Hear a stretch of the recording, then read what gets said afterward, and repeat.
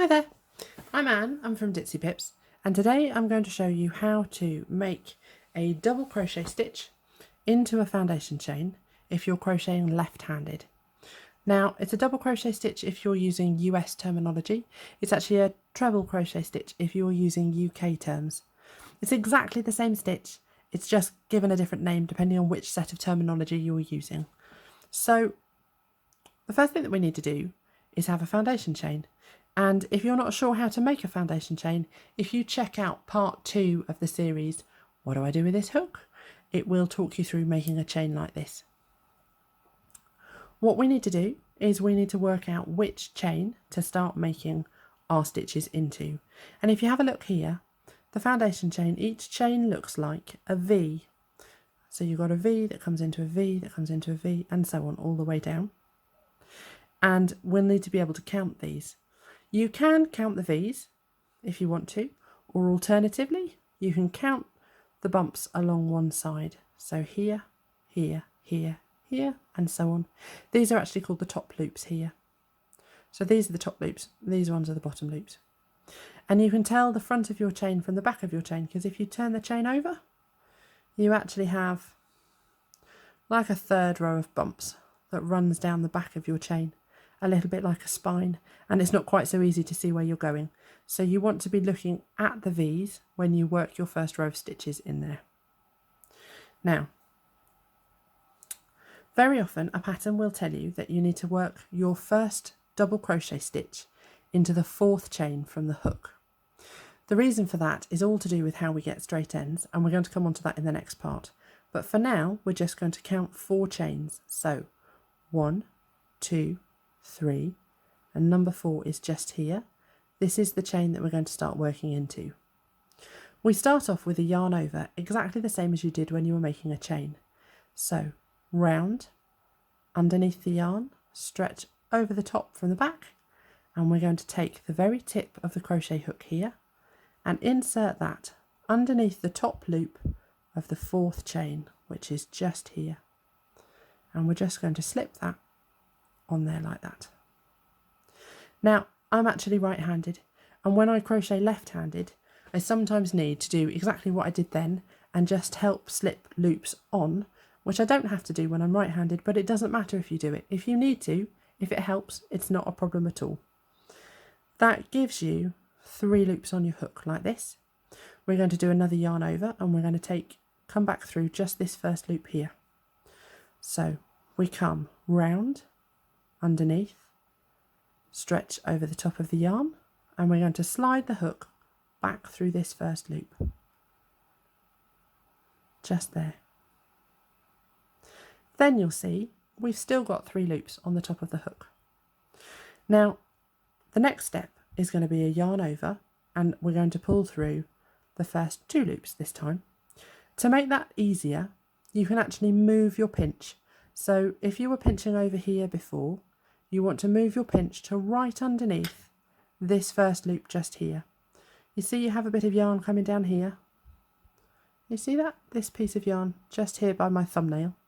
If you pinch on there, you'll actually straighten these first 2 loops up and make them a little bit bigger so it's a bit easier to pull through.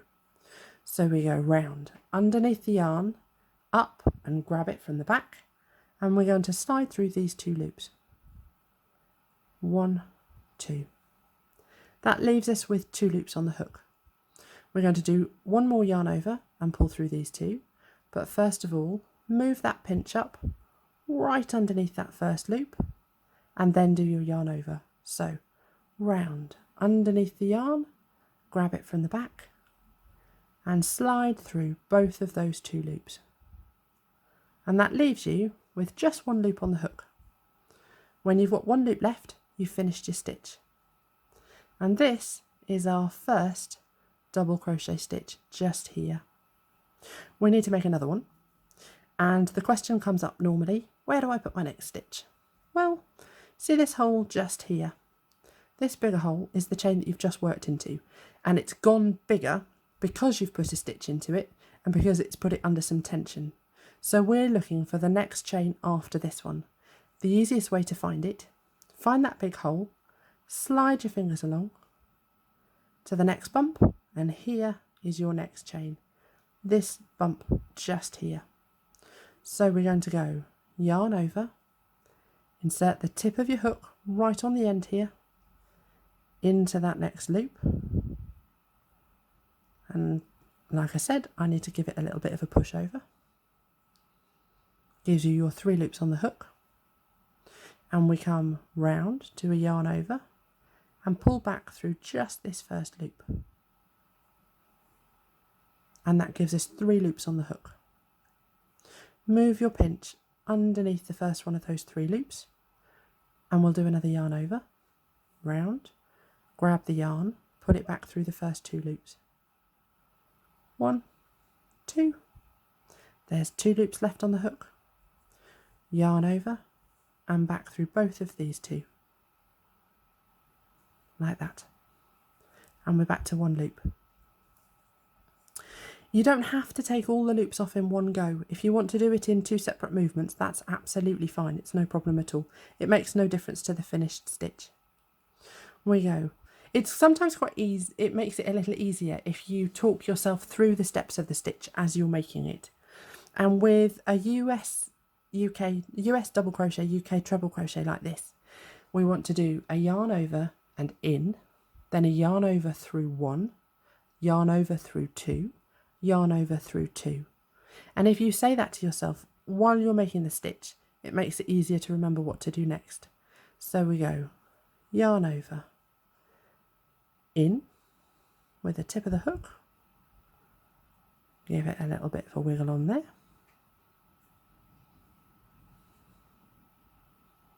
yarn over through 1,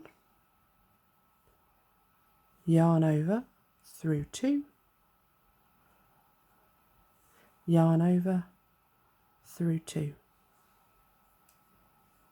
and one more time. We go yarn over and into the stitch, yarn over through 1, yarn over through 2, yarn over through 2. If you're finding it a little bit hard to pull through your stitches, it might be that you're pulling your yarn a little bit tight, because the loops that are on your hook, the tension on these loops is controlled by how tightly you're pulling your yarn up here. So if that's the case, what you can do is actually give your hook a little wiggle up towards the ceiling, and it loosens those loops off, and it makes it a bit easier to do the pull through. If you're finding it's really hard to get into your chains, then don't worry at all. It might just be that your chains are a little bit on the tight side. If they are, you can always use a slightly larger sized crochet hook for making your foundation chain, and then drop back down to the size that you need to make your actual double crochet stitches. Now I'm going to finish this row off, and I'll show you what it looks like at the end. Here we are now. We've nearly finished the row. We've just got one last chain on the end here, and I wanted to use this last chain just to show you what to do if you were having some trouble with your pull through, or if it went a bit wrong. So we do the yarn over, and you go into the chain, and we do another yarn over and come back through that first loop. Now if at this stage you're finding it quite hard to pull your hook through the loops that are on here, it might be to do with the way that you've rotated your hook.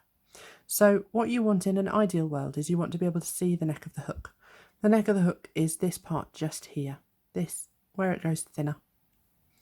And if you can see the neck of the hook, you should be able to slide through really easily. If you rotate the hook either towards you so that you're looking at the front face of it, or away from you so that you're looking at the back of the hook, that can make it really hard to pull through those loops. So it might be that's what's happening. If you do a yarn over and you try to pull through with it like this, then you may well find it gets caught and stuck and doesn't come through. What also might happen is that you might find, and I'll show you with the last bit of the stitch, you might find that you manage to come through this back loop okay, but you don't quite get through the front loop. So if we do this, and it comes off, and you might end up with 2 loops left on your hook like that, when you should only have one left at the end of the stitch. That's because you've left this one loop behind. This loop should have come off your hook and it hasn't done. Now what you can do is just pull your hook out like that and pull very gently until you've got just one loop left and start the stitch again. It's really easy to unpick crochet if it's not gone the way that you want it to, so never be afraid just to gently pull a stitch out and put the stitch back in again. You can put your hook back in anyway, you don't have to worry about it being twisted or whether you've got your hook in from the right angle. You just slide your hook back in and off you go again. So last stitch, we go round, into the chain, yarn over, back through one, there's your 3 loops, yarn over, through 2, yarn over, through 2, and that takes you to the end of the row. Now for the next row you have to turn it over and start again, and I will show you in the next part how to get straight ends and how to make a row of stitches into an existing row of double crochet stitches. Thank you for watching. Bye!